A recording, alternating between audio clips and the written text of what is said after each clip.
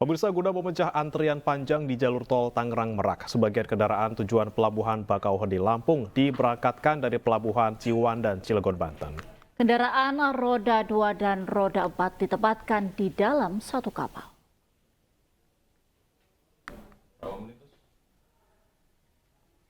Sebanyak 23.800 kendaraan roda 2 dan 30.414 orang telah diseberangkan ke Pelabuhan Bakauheni Lampung.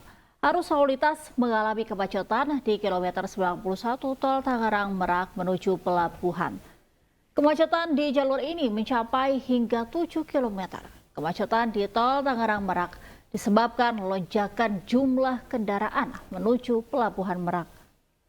Polda Banten melakukan pengalihan arus kendaraan pribadi dari Pelabuhan Merak menuju Pelabuhan Ciwan dan Cilegon. Hal ini diharapkan dapat mengurai kemacetan.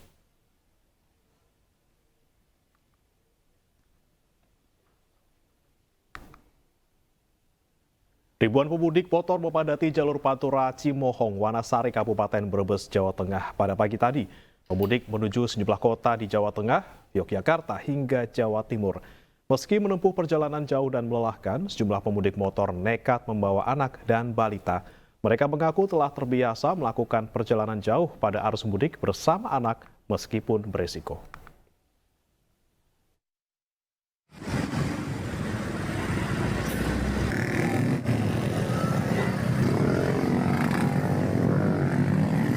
Ya, untuk informasi terkini puncak arus mudik Lebaran 2024, kita sudah terhubung dengan rekan Esra Ambarita di rest area kilometer 102 Tol Cipali dan Dilami Aulia di rest area kilometer 57. Ya, selamat siang Esra Ambarita, kita ke Anda terlebih dahulu di rest area kilometer 102, bagaimana kondisi terkini di sana?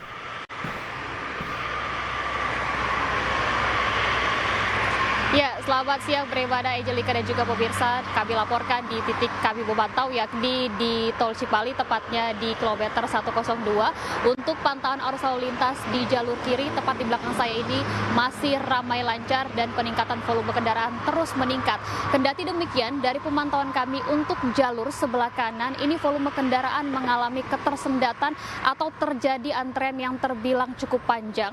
Dan kalau kami himpun informasinya, salah satu faktor penyebab kendaraan ini mengalami kemacetan adalah terjadi pertemuan antara para pemudik dari Jakarta dengan para pemudik yang bertemu di tol Cimisudau, sehingga ini mengakibatkan beban kendaraan ini lebih meningkat dibandingkan hari sebelumnya, dan juga seiring dengan geliat masyarakat yang melakukan perjalanan mudik ke arah Jawa. Sejauh ini terdapat 3 taktik rekayasa lalu lintas yang diterapkan oleh pihak Korlantas, yakni pemberlakuan kontraflow yang sudah dimulai dari kilometer 36 hingga di kilometer 70. Kemudian juga dilakukan taktik one way yang juga diberlakukan di titik saya menggambarkan dari kilometer 71 hingga berujung di kilometer 414. Sementara itu untuk pemberlakuan ganjil genap juga diberlakukan dari kilometer 000 maksud kami hingga kilometer 414. Dengan semua rekayasa ini masih bersifat situasional atau bergantung nanti seperti apa volume kendaraan, apakah mengalami peningkatan atau justru sebaliknya. Dari kepolisian juga menekankan, menghimbau karena masih ada saja masyarakat yang berhenti di bahu jalan, sehingga diingatkan agar tidak berhenti di bahu jalan karena ini demi keselamatan para pemudik. Kami juga menghimbau kepada masyarakat maupun pemudik agar memanfaatkan sejumlah rest area jika mengalami kantuk ataupun kelelahan. Tentunya tujuannya adalah untuk memulihkan stamina, kemudian untuk bisa melakukan perjalanan dan bertemu keluarga di kampung halaman. Demikian, Angelika, Bremana.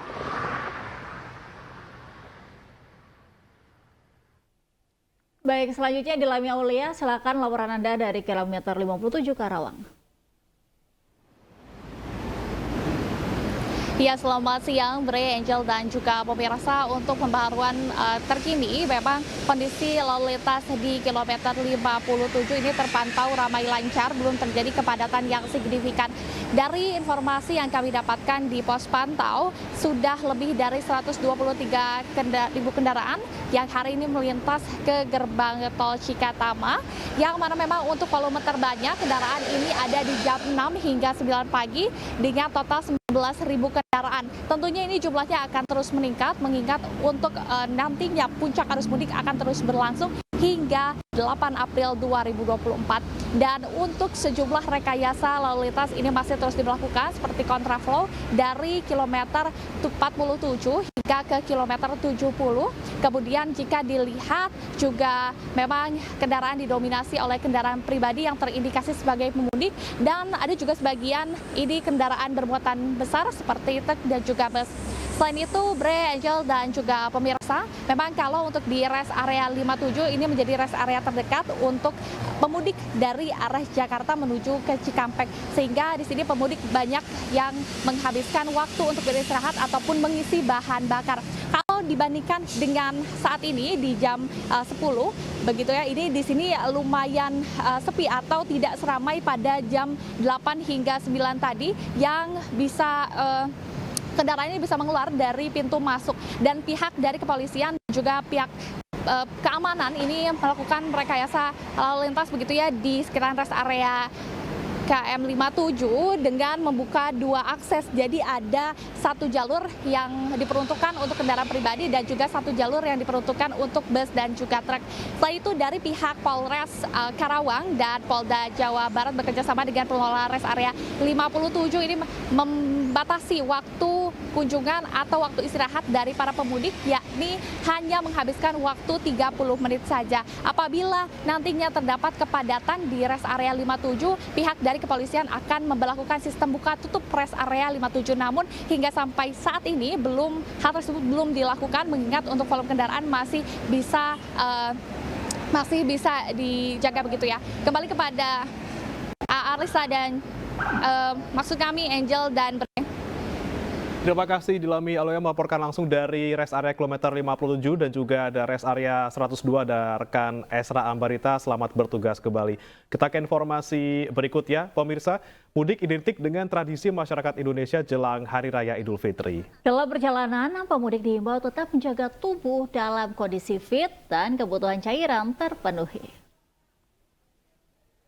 Mudik harus bisa menjadi perjalanan yang dapat dinikmati. Jika Anda lelah, beristirahatlah. Sama seperti saya, melalui liputan mudik ini harus dilalui dengan riang gembira dengan memanfaatkan juga fasilitas yang berada di rest area. Seperti di rest area kilometer 379, ini banyak sekali fasilitas yang bisa dimanfaatkan seperti toilet yang bersih dan juga parkiran yang luas. Ini sekarang sedang ada pemudik yang lagi istirahat. Kita langsung tanya-tanya yuk. Selamat siang, Mas. Ya, selamat siang, Mbak.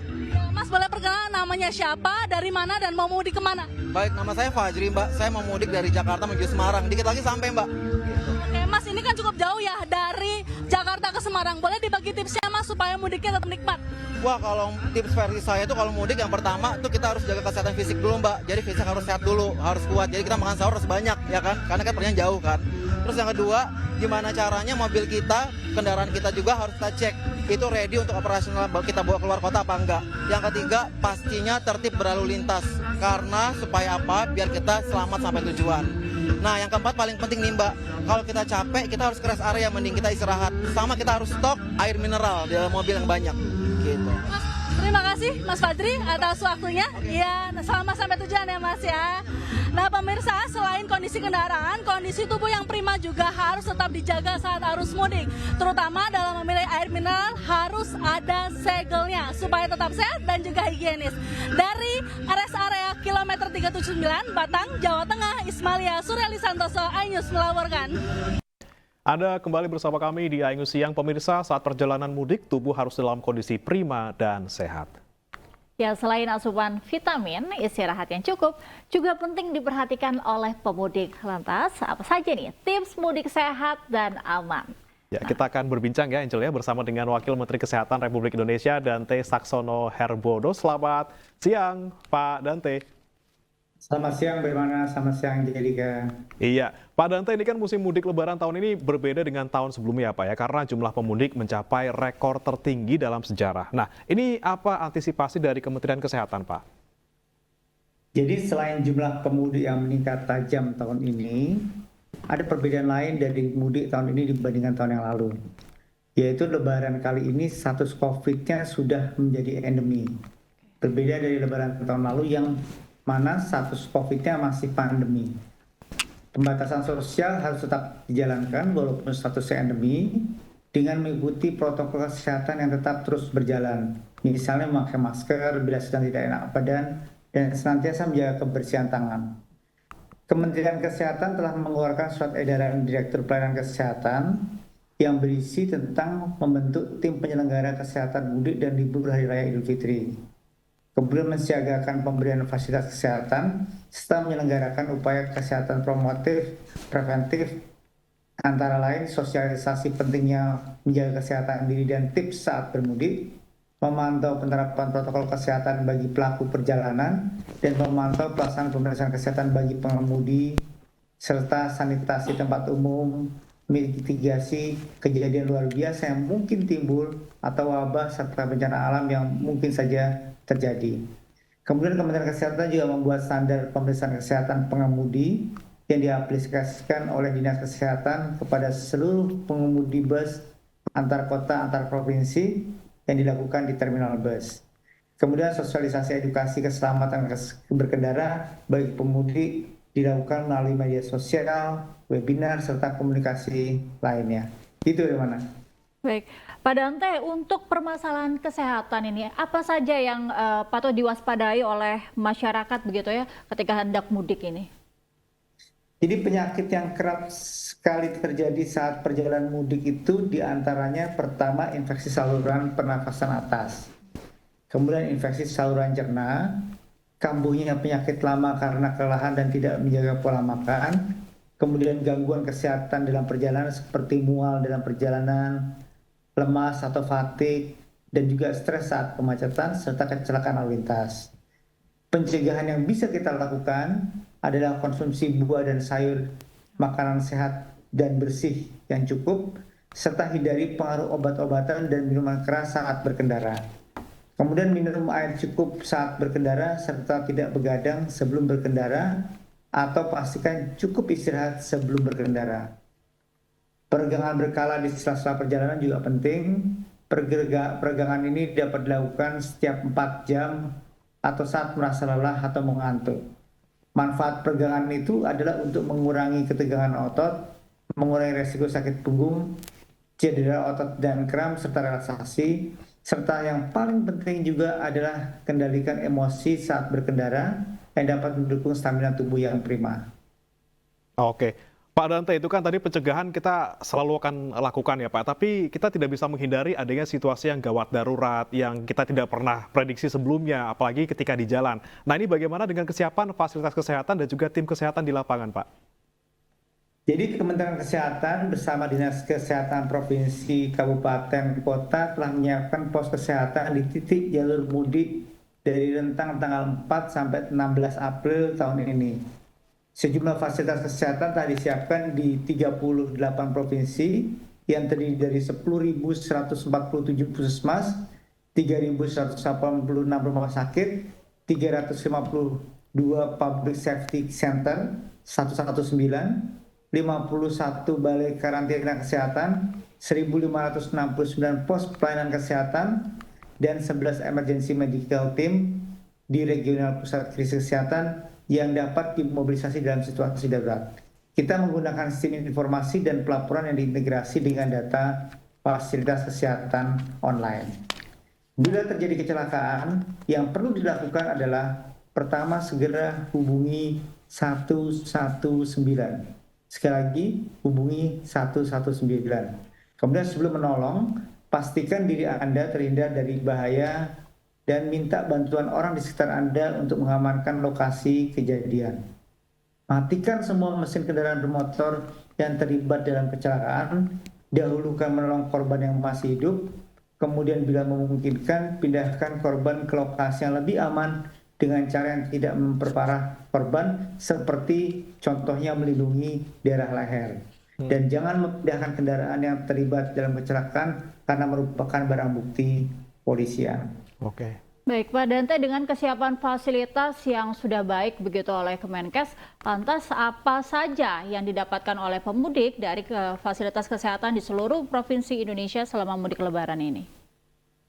Jadi seluruh fasilitas kesehatan yang ada serta posko musik sudah dapat dijelaskan sebelumnya dan dapat diakses oleh pemudik yang ingin menggunakan, dan pemudik yang terdaftar di BPJS Kesehatan dapat menggunakan layanan kesehatan tersebut secara gratis. Jadi jangan lupa bahwa kartu BPJS-nya dan kartu BPJS-nya dapat digunakan di fasilitas kesehatan yang tersedia. Oke, Pak Dante, tadi kan Anda sempat bilang bahwa jaga kesehatan selama mudik ya Pak ya, kemudian tadi istirahat yang cukup, jangan begadang sebelum mudik gitu ya Pak ya. Ada nggak nih Pak tips-tips lain yang bisa diikuti oleh pemudik agar nanti mudiknya lancar, sehat, dan menyenangkan Pak? Jadi kondisi yang paling penting adalah bahwa kelelahan itu tidak terjadi. Tips mengatasi kondisi selama menempuh perjalanan mudik serta mengantisipasi daya tahan menurut antara lain pastikan tadi sudah istirahat yang cukup sebelum melakukan perjalanan, kondisi tubuh dalam keadaan fit, perhatikan tanda-tanda kelelahan, terutama saat merasa mengantuk saat mengemudi. Jangan dipaksakan. Kemudian ciptakan suasana yang nyaman selama perjalanan, pilih makanan yang sehat dan bergizi, bawa obat-obatan yang diperlukan selama perjalanan. Ini penting karena obat-obatan untuk mengatasi mual, sakit kepala, serta perlengkapan medis darurat itu harus ada di tiap-tiap kendaraan yang dibawa oleh pemudik. Jika merasa sakit atau tidak fit, manfaatkan posko kesehatan yang nanti ditemui dalam perjalanan. Baik, Pak Dante, kecelakaan lalu lintas ini kan tadi sempat disampaikan juga berdampak bagi kesehatan dan dapat mengganggu perjalanan mudik. Nah, apakah ada pemeriksaan kesehatan bagi pemudik maupun pengemudi ini Pak di sepanjang perjalanan jalur mudik? Jadi memang kita sudah melakukan pemeriksaan kesehatan bagi para pengemudi, baik pemeriksaan kesehatan secara yang dilakukan oleh perusahaan pengemudi tersebut secara langsung. Dan pemeriksaan pengemudi diaplikasikan di Kementerian Kesehatan melalui surat-surat edaran yang dilakukan untuk melakukan pemeriksaan pada pengemudi bahwa pengemudi itu terjamin sehat. Antara lain adalah pemeriksaan anamnesis dan wawancara, pemeriksaan fisik, kemudian pemeriksaan kesehatan jiwa bagi pengemudi, kemudian pemeriksaan penunjang berupa pemeriksaan gula darah sewaktu, pemeriksaan alkohol dan dalam pernafasan dan nafsa, meliputi keadaan umum, tanda intoksikasi, sikap perilaku, status gizi, indera penglihatan, dan kelengkapan anggota badan. Pemeriksaan kesehatan ini dapat dilakukan di PO bus, terminal, posko fasilitas kesehatan yang secara mandiri atau bekerjasama dengan puskesmas sebelum keberangkatan H-7 hingga H+7 Idul Fitri 2024. Ya, baik, terima kasih Pak Dante Saxono Harbuono, Wakil Menteri Kesehatan RI sudah bergabung bersama kami. Terima kasih atas tipsnya. Semoga nanti di jalan teman-teman yang mudik semuanya bisa menjaga kesehatan dan juga sampai ke tempat tujuan dengan lancar ya. Terima kasih Pak Dante sekali lagi. Terima kasih Pak Dante.